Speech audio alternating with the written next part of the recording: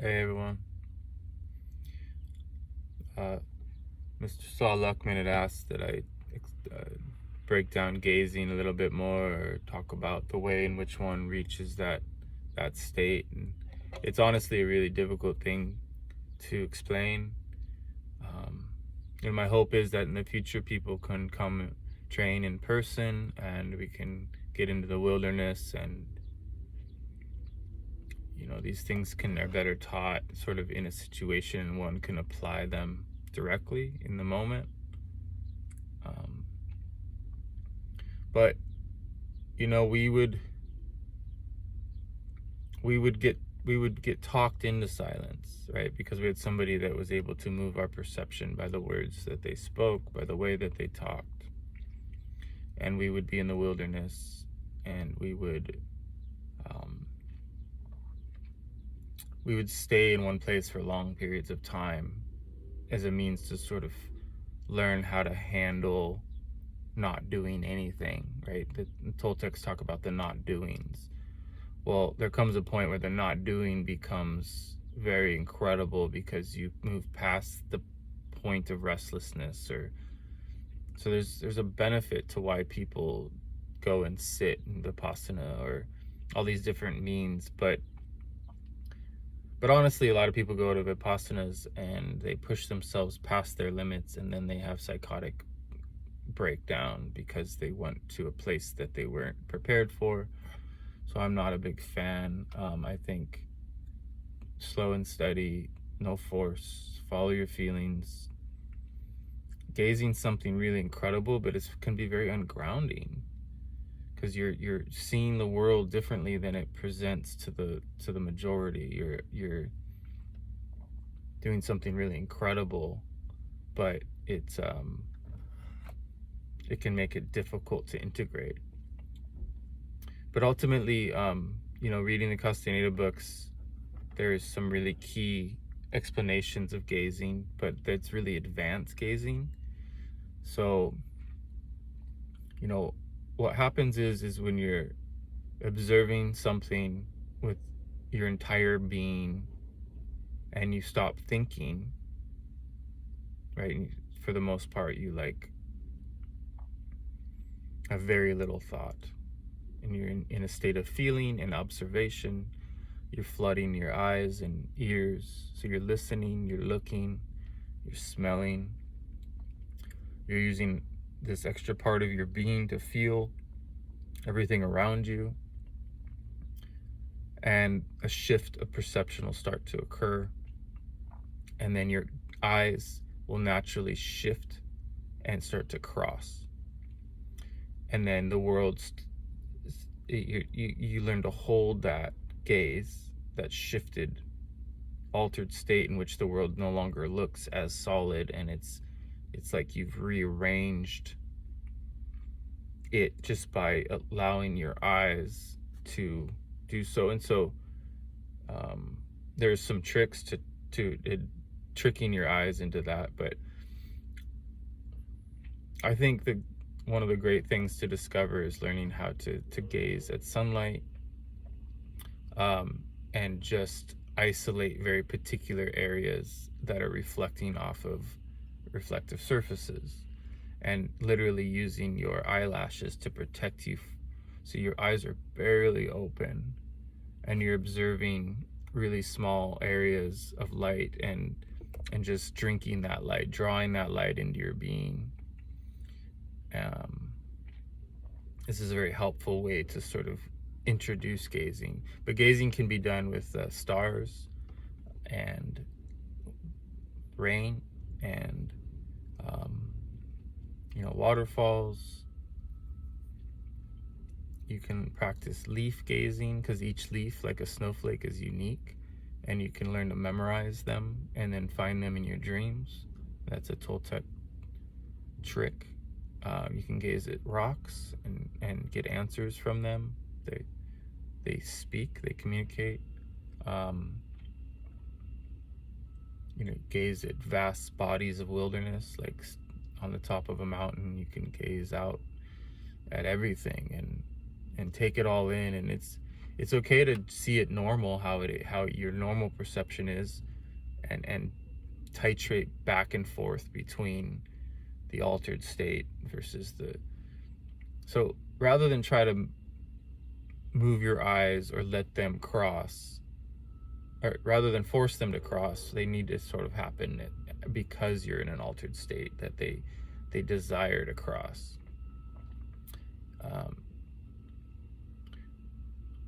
But the cool thing about gazing, once you've sort of found your comfort zone with it, because it's uncomfortable, it's intense, it's powerful, but it does remove it starts to open you up, right? So it's not necessarily something to do until you're ready. It's a really beautiful way to see the earth, to see to see all the sort of all the magic that the Earth Mother offers. She's always offering means and methods. Like the Earth's boost is the greatest example, is that, you know, when shamans are ready, they use the light, like the glitter of the light shining off of like a snowy surface at the right moment when it comes up above or hits the peak of a mountain, and they allow that glitter to light them up inside. So they reach a state of silence, wait for the sun to reach a certain point, and then watch this dazzling display of light occur that ripples through your body, and it transforms you, and it shifts you, and it moves you into other dimensions and other realities, because the Earth Mother is a multifaceted being that can usher you into other aspects of her matrix. So shamanic movement will eventually saturate your being and allow you to focus in ways that you couldn't before. That will help with gazing. The recapitulation, the deeper you go, the more intensely you can return to memories. That will help with gazing. Learning lucid dreaming will add to your ability to gaze. But once you've figured out how to gaze, you can zoom in certain sections of what you're looking at and actually listen to that area of the wilderness. You can isolate particular areas, isolate the sound, isolate your perception to them. It's like you're up close. Your dreaming body is going out and checking out something that, you know, it's like an extension of yourself. It is you, actually. I mean, it's your real self. I mean, you could get into that, but there's multiple levels to that. But to stick to the gazing stuff, like, you know, if you are using power plants, you know, that's one powerful way to understand gazing. It's you know, even with cannabis, like we get really silent and take one really large hit of cannabis and hold it in until it just was, you know, like really give all of our attention to letting that cannabis. It wasn't a social thing. It was like using it as medicine, as a guide. And we would launch ourselves into these altered states with really powerfully strong cannabis after having like not used it for a long time or something, to where it's going to have a massive effect because you don't have a high tolerance. When you do have a high tolerance, you can still, you know, you could just do enough that it's going to make sure that you go into these deeper places. But I would spend time getting your mind really clear and getting to a really pristine state of perception prior, and then staying really focused while you're using, you know, while you're drawing it into your body. And then poof, just go and let, you know, like maybe there's wind and the leaves are moving and it's really sort of hypnotic, and you let that hypnotic state usher you into unique states of attention. and then you're looking at everything without looking at anything, and yet you can isolate particular areas sort of by looking at it from the side, if that makes sense. But as soon as you try to turn and focus your attention on it specifically, everything will shift. So it's this weird discovery process. um, I think I've mentioned before, one of the things Roberto in one of our talks talked about was that um, old school shamans would put things on their nose to get their eyes to cross so that they're constantly gazing, which just seems extreme to me and intense and sort of, I just, that's such a commitment. Um, that's sort of for people that live in the jungle that don't have to show up for their, construction jobs, and that would be cool. I'm not saying I wouldn't be willing to take it that far, but it's that's gonna make you, if you're wearing that on your nose and your eyes are crossed constantly. I mean, that's such an intense thing to do. And so maybe they take them off and they let their eyes reset. I don't know. Maybe they get used to it. They probably look really funny with their eyes all tripped out, but they don't. Once you stop caring how people perceive you, and you don't need to appear to be normal, there's a lot of freedom in that. But in a modern day setting, I think to try and attempt to be that extreme and live such an alternative life would be very hard to integrate.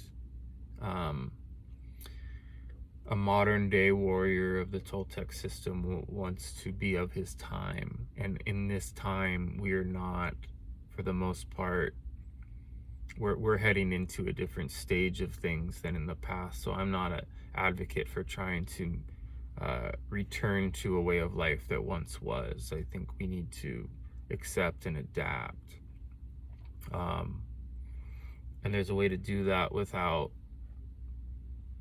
falling into the trenches of social power. You can turn social power down and make a bid for real power. Gazing and unlocking your perception is one way of letting the universe know that you're interested. And spirit will speak to you and show you things and help you come to terms with your potential, and wake you up, and it gets you, inspire you to go and do things that will better and strengthen your being, like getting out into the wilderness, getting out of toxic situations in your life. I know it gets scary and confusing when there's financial limitations and you feel trapped in a situation that isn't the most ideal, but there's a way of looking at that if you embrace the struggle and you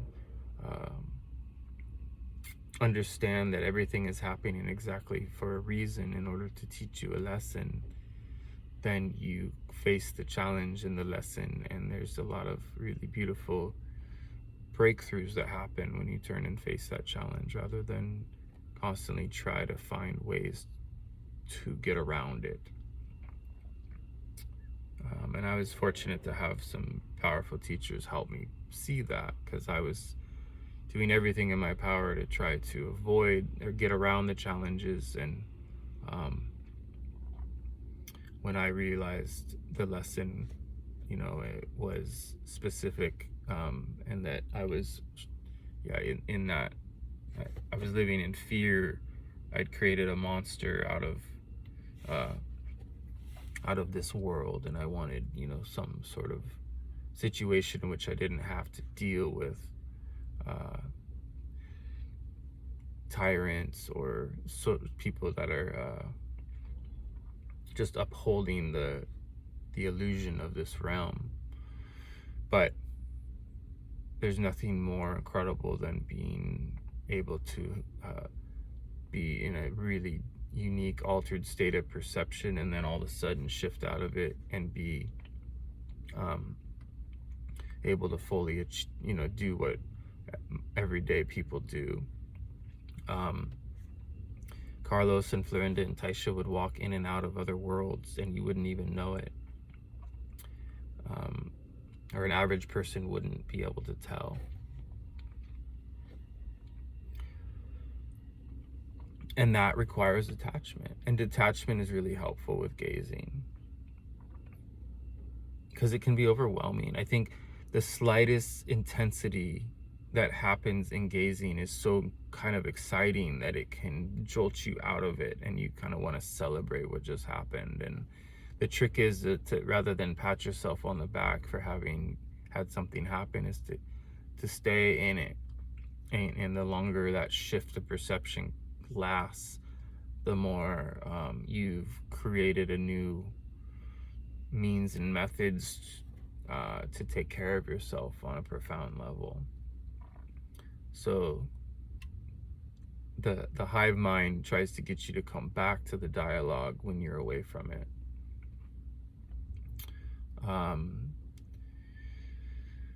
Gazing at fog, gazing at mist, gazing at rain, all of these things takes away any issues with like bad weather or storms or wishing it was sunny. Like when you learn to gaze, you're no longer everything sort of becomes really beautiful and magical, and there's like a feeling to each moment, and that feeling will guide you to do different things. It may not be a day for gazing, but a day just for walking. Walking is there's particular ways of walking that will allow you to unlock your perception and experience as if you're floating. In a way, gazing can be implemented while you're walking, but Carlos would walk for long periods of time in the wilderness, and he would scan the horizon in front of him from left to right and then right to left while keeping his head straight. He would just let his eyes scan, and then he was really scanning with his body, feeling everything. And that's what you do in the recapitulation, is when you're in the memory, you scan the scene, and you even use your head in the breathing. You breathe in from one side and come all the way to the other side, and then breathe out. And however it works for you, you find what makes sense. And again, reading Taisha's book, The Sorcerer's Crossing, helps explain the formal way of doing it. Gazing is, in the Toltec books, they were unlocking such incredible things with their gazing that they would actually tie themselves with a rope and then tie that rope to like a piece of rebar or a stake that was in the earth, so that they had rooted themselves and grounded their being, so that they felt that ability to go further and without discomfort. And technically they were so advanced that they kind of needed that, so that they didn't disintegrate and shift into other layers of perception that maybe they weren't prepared to handle because they were still apprentices.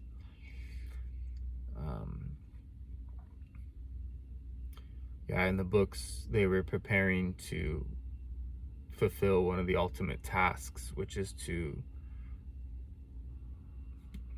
step off of a precipice and allow their assemblage point to shift until they achieved other states, other visions. They reached other worlds and witnessed other things.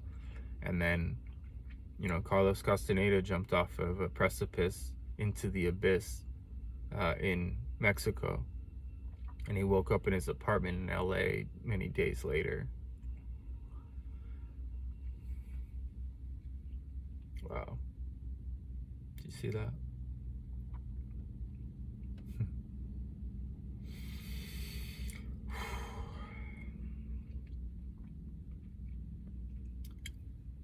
This crow just, the crows have been really intense lately and had some really strange experiences. And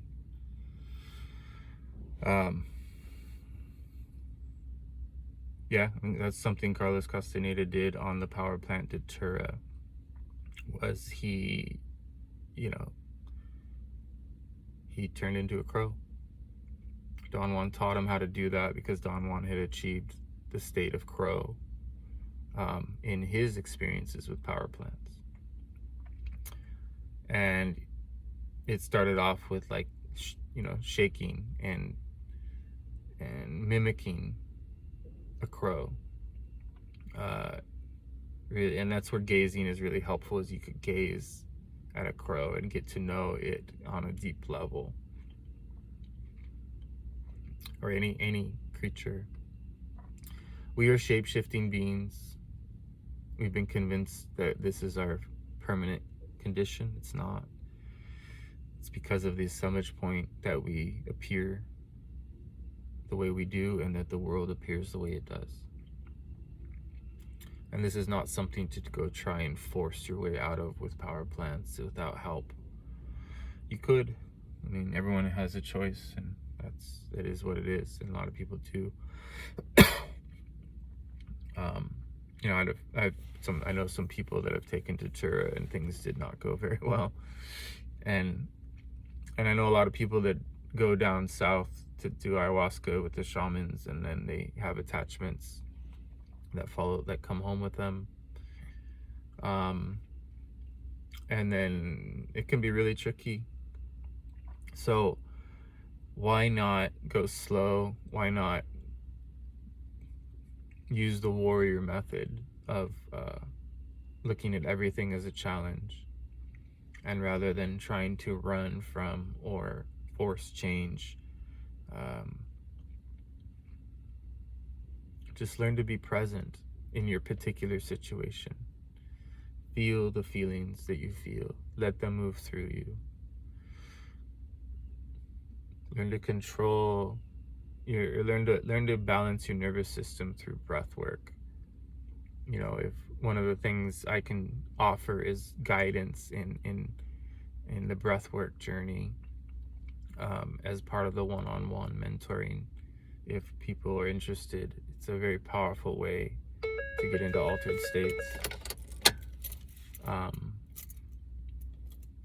So yeah, it's a whole thing. Like, when you're on mushrooms, it's easier to gaze, obviously, because things start to sort of move, and then you can allow your perception to tap into that movement, and the spirit of the mushroom will teach you things. But to be able to achieve these things without any substances is what is ideal. And when you're darkroom gazing is a really powerful thing. I've talked about this will definitely change the game for you if you're willing to handle if you can handle the intensity. You can wear a blindfold if the room isn't pitch black, and you keep your eyes open under that blindfold, and you wait and observe. And if you're patient and you reach a certain state of silence, your breath will get more shallow because you're holding an altered state. And that's when you're in heightened awareness, is like you're having to breathe differently. And this is a deep shift that occurs, and then these things will start to present, these colors and shapes, or fogs. Can look like purple smoke often, or purple wisps. For some people it's like blue. And I've talked about this, but it's really, really incredible way to discover what's going on truly. There is a real world that we don't witness, that's right in front of us, but because we talk to ourselves, we can't see it. And it takes years and years of practice, typically. Although I've met some people who are expediting the process, and unfortunately they're turning into monsters, because the self-righteousness that happens when you start to become when you start to gain skills that aren't typical.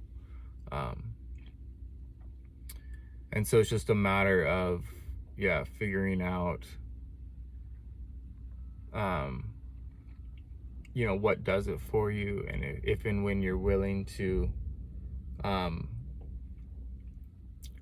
or have a commitment to silence, and you understand the way in which the mind operates and hijacks and controls your perception, then you can start finding tricks that'll pull you out of the linear state of perception that you're in, and discover the magical side of things, right? So moving softly and slowly, dancing, um, really allowing your feelings to surface. I've had a lot of powerful things happen to me, and when I'm in a state of silence and joy, then all these feelings that I haven't dealt with come forward, because I'm in an optimal scenario in which I can, um, access my inventory, and then I can release it through the recapitulation. So I have years and years and years of recapitulation ahead of me. Some people, make it their priority and put 4 hours of recapitulation a day in, and they cover a lot of ground in a short period of time, or in a concentrated couple years, but it would still take a couple years at that rate. So, but any little bit of recapitulation will make your life much more magical. When you really feel the energetic filaments returning to your being, then it's working, and that's when you can sort of, that's when your body starts to know what's going on and understands what to do. But yeah, it's like, this, there are ways to talk about gazing, but ultimately it has to sort of happen. The discovery process has to happen through your creative imagination on these concepts. But I do look forward to a time in which people are ready to train in the wilderness and practice these things in groups, because or one-on-one with me, because doing it with somebody that can point out particularities in that particular moment, like Don Juan would trick Carlos's perception in all kinds of cool ways, in order for him to see things differently than typical. So I gotta run, but really good to be able to share this with you, and I look forward to further talks, and feel free to reach out. Look forward to meeting more of you, and appreciate everyone that has reached out. And yeah, these sessions have been really incredible and life-changing for me. I learned so much from each of you and your journeys, and appreciate all of you. Much love. Take care.